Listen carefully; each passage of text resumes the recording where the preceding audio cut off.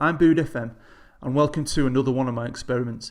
Now I've been watching a lot of Euro 2016 and I was just messing around on my phone looking at stuff and I came across a list of clubs in Europe and where they're ranked, and it just got me thinking about maybe, when people have talked about a European Super League. Now I don't think that should happen, I don't think it ever will happen, but I still think it's quite an interesting thing. Now we do have the Champions League. Now I love the Champions League. If you win that, you're the kings of Europe. But I don't think the winners of it are always the best team in Europe. The best team, I always think, in any season is a league winner because they've been consistent over a large period of games and they've won a title. So I thought, why not? Delve into the editor, make myself a European state, stick 32 teams in it. A lot of them are the best teams in Europe, and let's see who is going to be the king of Europe. And we'll just see. Is one team the best team? Do a couple of teams battle it out? Is it really spread out? So it's going to be an interesting little experiment. I hope you enjoy it. Let's just see how I've done it. So what I've done is I've gone into the editor and I don't think you can make your own nation. So what I've done is I've used a base nation. I picked a small country. I've chosen Andorra. Now I've turned Andorra into the European state. I've moved all of Andorra's, they're about 20 teams. I've moved them across the border into Spain. And I've moved in my 32 teams. Now, the 32 teams I've picked, some of them are on that list. Some of them probably aren't, but I just wanted a nice mix of European teams. Now, obviously, some countries are going to have more teams than others. Some have got 4 or 5. Other countries might only have 1 team in it. But I think it's a good mix of teams. A lot of famous clubs, a lot of names we know. So we've got 32 teams. Let's just have a quick look at them. The first country is obviously England. It's my country, and it's the country that's going to have the most teams represented in the European State Super League. So I've chosen Manchester United, Manchester City, Arsenal, Chelsea and Liverpool. Next is Spain, and I've chosen Real Madrid, Barcelona, Seville and Atletico Madrid. Next country is Germany, and we're going to have Bayern Munich, Dortmund, Schalke and Leverkusen. On to Italy, and I picked Juventus, Roma, AC Milan and Inter. On to France, and I picked Paris Saint-Germain, Monaco, Marseille and Olympique Lyon. Next is Portugal, and we have Benfica and Porto. The next country is Holland, and we're going to have Ajax and PSV Eindhoven. Next we have Belgium, and we're going to have Anderlecht. From Switzerland, we're going to have Basel. From Scotland, we're going to have the mighty Celtic. From Turkey, we have Galatasaray. From Greece, we have Olympiakos. From Russia, we have Zenit St. Petersburg. And last but not least, from the Ukraine, we have Shakhtar Donetsk. Now, obviously, 32 teams in a league. You can't have 32 teams in a league. It'll be way too many league games. So what I've done is I've split it into 2 leagues. Now I've used Football Manager's own ranking point system. Every team has reputation points. So just counted down 16. They're in the Super League. The next 16 I've put into the Championship. Now you might be thinking some of them teams like Basel or Celtic would be playing Champions League football every year if they stayed in their own country. But with the prize money and TV money we've got in the European Super League in both tiers, I think they'll be better off in this league. Plus, why can't Brendan Rodgers, with all his new money, build a great side at Celtic, get promoted, or maybe even win the cup, get into Europe that way? There's a lot of opportunities. Plus, week in, week out, he's going to be playing great teams. Even in the Championship, you're going to be playing top quality sides. So it's a good challenge for everyone, and I think it's a bit more exciting. In the European Super League, we're going to have £125 million for each team in TV money. The winner of the league will get £64 million, and depending on your position, dropping each position, that prize money will decrease by £1 million.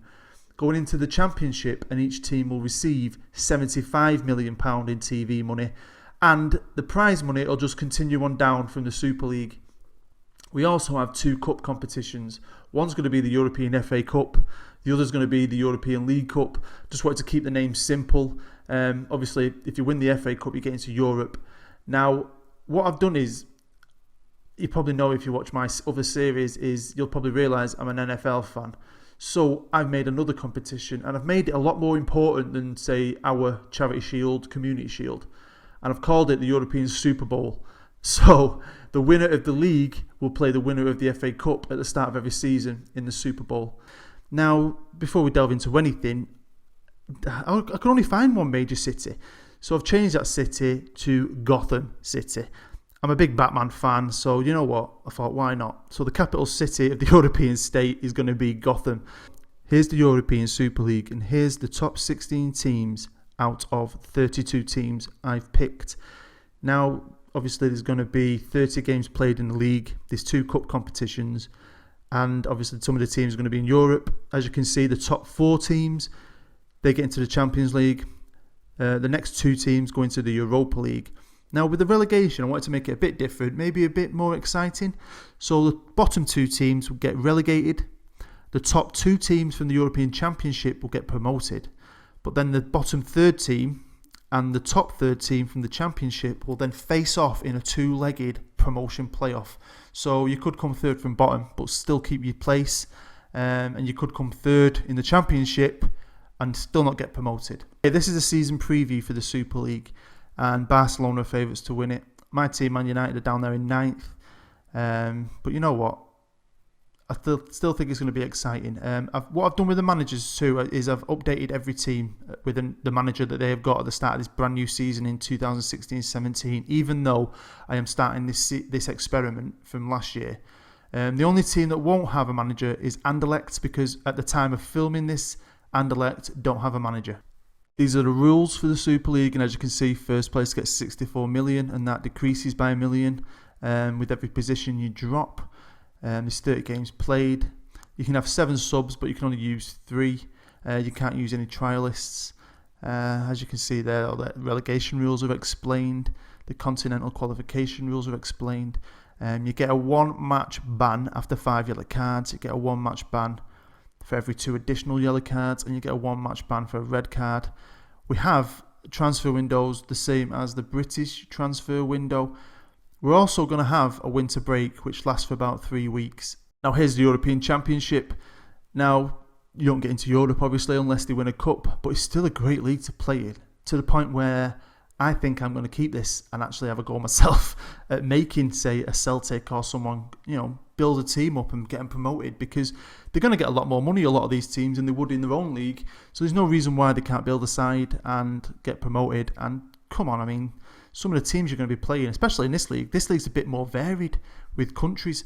So I think it'd be quite an exciting league to play in. These are the odds for the league, and Roma are favourites, followed by Benfica. Celtic, Basel and Anderlecht are down there at the bottom. So they'd be a team to take over and have a good challenge with. I think I'm definitely going to have a go at that. And here are the rules. They're exactly the same. As you can see, the prize money is just decreasing by £1 million, following on from the top division. Cup competitions. I'm going to start with a League Cup. The way I've worked it is, we'll start the season, you start the League Cup, and that runs from the first half of the season. And just before the winter break, we'll have the League Cup final in December. You'll get a prize money of 1 million. You get $500,000 each round you're playing, and the rules are pretty simple. Next, we have the FA Cup, and if you win this, you get into Europe. You get a bit more money for winning it. You get a bit more money for appearing in it. This starts after the winter break finishes in January, and will finish at the end of the season. And here's the Super Bowl. Now, I've made it very important. It's like I've given it a big reputation. I just want it to be something that you want to win. And, it's just simple. It's basically a charity shield, community shield, where the league winner plays the FA Cup winner. We also have 2 under-21 group leagues, so your youngsters will get game time.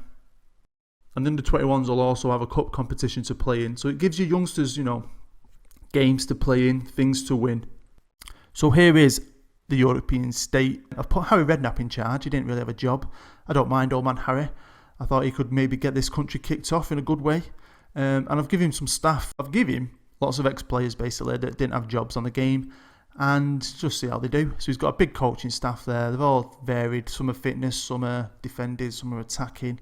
But he's got some cracking names on his staff there to build this young team that I've created. Okay, so let's jump forward a year and let's find out who starts well. Who wins the league? Who wins the cups? Does any team win in Europe? Let's go. Here we are with the European Super League, and it's the 2nd of July 2016, and Bayern Munich have won it. They've won it by 6 points, beating Juventus, with Atletico Madrid in 3rd, which is quite good for them, I reckon. I didn't expect them to be so high. United have got into 4th, Barcelona 5th, Arsenal, Liverpool, City mid-table. I mean, Real Madrid down in 9th as well. That surprised me, to be fair. The bottom ones aren't that bad, but the Chelsea getting relegated ended up 15th. Now it looks quite close with points between them three. Seville must just have scraped it with goal difference. Milan have had a shocker, so they're going down. But the fact with the way my relegation works is that Porto must have played someone in the Championship and lost the playoff. So let's have a look. Yeah, they were beaten by Roma 5-2 in a 2-legged Super League playoff final. So Porto go down and Roma come up. So as you can see, Monaco won, Benfica got promoted, and Roma finished 3rd but beat Porto in the playoff. Basel came last. Anderlecht, Marseille down the bottom there, that's surprising. Celtic didn't do too bad. I thought they might be a touch lower than that. Dutch teams in the middle, Shakhtar in the middle, Schalke there in 8th, that surprised me. But that looks like a good league, that, to be fair. It looks quite close. Here we are on the European FA Cup final, and Barcelona beat Leverkusen 2-1. Good result for them. Looks like they dominated the game in possession and chances. So a nice little trophy for Barcelona. Now here's the League Cup final, and too much time's passed to actually look at the details of the game.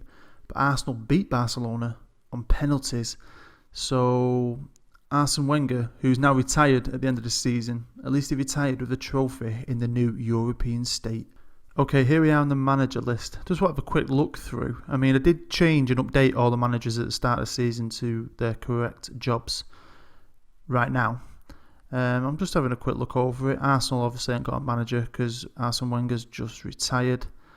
But, you know, Brendan Rodgers has still got his job. Rudy Garcia is now Chelsea manager. That's not surprising, seeing as he got relegated. But, you know, don't think there's too many changes there. Klopp's still at Liverpool. Rafa Benitez is at City. Now, that is surprising, to be fair. Pep Guardiola got the sack for finishing mid-table. Jose Mourinho still get his job. Laurent Blanc still at Paris Saint-Germain. Louis van Gaal is at Real Madrid. Wow. Here's the Champions League final. And Paris Saint-Germain have beaten Bayern on penalties. Now, to be fair, Bayern Munich nearly did a great double there, didn't they? Nearly won the league and the Champions League. Now that shows, you know, that they've got a good side. But Paris Saint-Germain there, who's still got Zlatan there. Yeah, I can't believe that, to be fair. I mean, they finished mid-table in the league, but they've won the Champions League, so fair play to Paris. And here's the Europa League final, and fair play to Liverpool. They've won it. Jurgen Klopp's got a trophy, a European trophy, and they've beaten Villarreal 2-0 in the final. So that's the end of year one. It's quite interesting, but I don't think we'll get a good idea of who the real big teams in Europe are unless we have a look right into the future. So we're going to jump 10 years into the future and have a real good look at who's done well. Has there been one team that's dominated? Has there been one team that's good in the league but not good in Europe? Or has it been a battle between two teams over the years? Or has it been a nice mixture of different teams winning different competitions? I'll see you in 10 years' time. Welcome back. It's been 10 years. It's now the 1st of July 2025. And as you can see, the European state as a country has dropped in the rankings. They've not really done much. To about 38th in the world. I think they've had a couple of managers. Let's have a quick look. Harry Redknapp lasted 1 year and then he retired. Then they had Franz Adelaar, who lasted 5 years. He's been sacked. And now they've got Ludovic Batelli. He's been in the job for nearly 4 years. But I don't think they've not done anything. Nobody's won anything. And the team aren't really developed. But we're not here for that. We're here for the league to see who the biggest clubs are. Here we are on the European Super League's history page. And we have 10 years of history. And if you look at it, it's quite mixed. Quite a few big teams. Barcelona won it twice. Real Madrid have won one. United did a 200 bounce. Chelsea look like they've become a good side. They've won 3 out of the last 4. Roma have got 1 too. But Chelsea got relegated in the first year. So to see that they've bounced back and they're now winning titles, it's nice to see. Here we are on the European Championship page, and it's a bit more varied. Looks like a few teams have gone down and come back up. PSG, Arsenal, Dortmund, Bayern, Milan, Atletico Madrid. So it looks like, people have. It must be quite a challenge. It must, teams have come up, down, won stuff, not won stuff. I wonder if it'd be quite a good save to play. I'm definitely gonna have a go myself. Here's the FA Cup history, and it is a nice mixture there. Inter have won a couple, Chelsea got 1, United won 1 in the early days, Paris have just won it. Real Madrid have lost quite a few. 1, 2, lost 5? Basel there, lost against Chelsea in the FA Cup. That'd have been nice for them to win it, get into Europe too. Here's the League Cup, and Chelsea have won a few of them. Arsenal have won quite a lot. It's like Arsenal's trophy. Man United, my team, have lost a couple, never won it. Liverpool won 1, Leverkusen won 1, so, that's a nice mixture. Here's my favourite tournament, the Super Bowl. The FA Cup winner and the league winner face off in the Super Bowl at the start of every season. And United have got a couple. Atletico Madrid have won 1, so, it's nice to see a few different teams there. Barcelona lost the first 4 on the bounce. Disappointing, Barca. Here we are on the European Champions League page, and as you can see, the last 10 years highlighted in green, and every winner in the last 10 years has come from the European state. Even though we've still got the Premier League, still got the Liga. I mean, all the teams that I took away from them leagues are replaced with leagues from a lower division, so they're still strong leagues. It's just a shame that none of them have ever won it. Some have got to the final. See, Celta got to the final there, but got beat by Chelsea. Chelsea have won 2 out of the last 4, and they've won a couple of league titles as well. They look like they've become a really good side. Here we are in the Europa League, and Everton have won 1 there. That's nice to see that Everton have beat some of these big boys. It's been good to see. Lisbon there, they got to a final too. Udinese, Napoli also. But it's pretty much been won by teams from the European state. Here we are on the Club World Cup, and a few surprising results there. Usually you'd think that the big teams would win it every time, but Boca beat Arsenal in the final a couple of years ago. Racing Club beat Dortmund. They also beat Manchester United in a final. Got beat in a final by Paris Saint-Germain. So it's nice to see that. I like the fact that some smaller clubs from around the world have been able to beat the big boys. Here we are on the job pages, and just having a quick look to see who's in what jobs. Roberto Mancini's at Real Madrid. Paris Saint-Germain have a new manager. Never heard of him, I'll be honest. Mauricio Pochettino is United manager. Slaven Bilic is at City. Jurgen Klopp's gone to Leverkusen, so he's gone back home. Guardiola's at Dortmund. That's quite surprising. Frank de Boer is at Chelsea. I wonder if he's the manager who came in and has made him such a force in his last few years. Luis Enrique's managed to keep his job. He's been at Barcelona now for 10 years, over 10 years, so well done to him. Patrick Vieira has become a manager. He's at Zenit. Jose Mourinho is now at Arsenal. That's very interesting. Philip Koku at Shakhtar.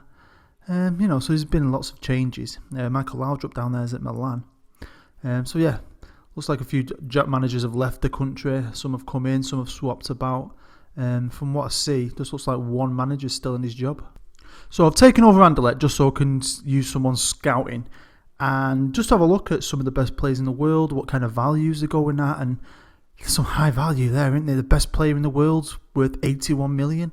Even down on the bottom there, 56 million. Now, I'm guessing a lot of these are regens, so I just thought maybe we'd have a quick look at the top 5 players in the world today.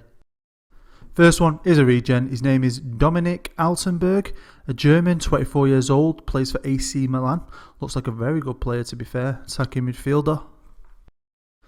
Next is a right winger, Omar Anastasio, 23, Italian, plays for Real Madrid. Next is Cesar Moreno, a Chilean, 26-year-old regen, poacher, forward, looks very good. Chelsea's player, must be a good player because they're winning a lot of trophies. Here we have Nem, 25-year-old Brazilian striker, a complete forward. He looks really good playing for Roma. And to round it off, the 5th best player in the world, according to the value, is Gonçalo Guedes. I think you say his name. He's not a regen, he's an actual player. He's 28 years old now, so he would have been about 18 when the game starts. Right winger, plays for Dortmund. Now, obviously, with us taking all the big clubs out of their leagues, I had to replace them in their divisions just to keep the game running smoothly. So just thought we'd have a quick look at those different, well, the top leagues anyway, maybe the top 5. And just have a look what's been going on in the 10 years since the guys left their countries. And if you're a Spurs fan, you'd be very, very happy. They've won 6 out of 10 titles. Leicester have got a couple. West Ham won one. Newcastle won one, which is brilliant. I love the Geordies, me. So I'll be honest with you, that's quite interesting. If you're a Spurs fan, you'd be very happy. Here's La Liga and Valencia. They were probably the biggest club left that we didn't take out of their country. They've won plenty of titles. Villarreal got a couple. Celta got a couple. Malaga have managed to get one, so that's nice. Here we are in Germany, and looks like we've got a 2-horse race basically the last 10 years, which is quite surprising. I mean, if you look at the previous history, it was always a bit boring, German football in my view. Bayern Munich win pretty much all the time. But since the big guys have gone, it's been a 2-horse race between Wolfsburg and Gladbach. Here's Serie A, and it's been completely dominated by probably the biggest club we left in the league, and that's Napoli. Blimey, they've won 5, 6, 7, 8 titles. Sampdoria have got one. Chievo's got one, and Napoli came second that year anyway. Lazio look like they've been runners up so many times, either second or third.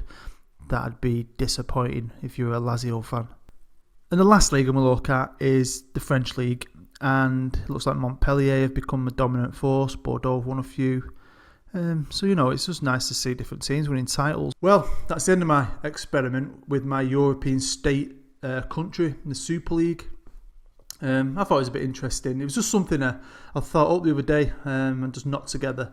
But now I've got this database on my computer, I think I'm definitely going to have a go of it. Go back to the beginning, maybe take over one of the smaller teams in the Championship, and try and build a powerhouse, maybe try and win the league. Because from what I've seen, quite a lot of them big teams came down, go back up, win things. It's been quite a mixed bag, but it's been quite interesting. It was nice to see some of the teams like Tottenham and Newcastle winning the Premier League.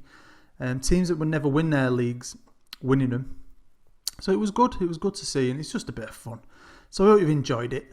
And if this is the first video you've ever seen, I'll put some links down below to check out some of my other stuff. And if you've got to this point, thanks for watching the whole thing. Really does mean a lot. Really, really does, honestly. So if you're not subscribed, you might as well subscribe, aren't you? Because I am going to try my hardest to keep pumping out as much stuff as I can. And I put my heart and soul into it. So, thank you for watching. Have a nice day. And I'll see you later.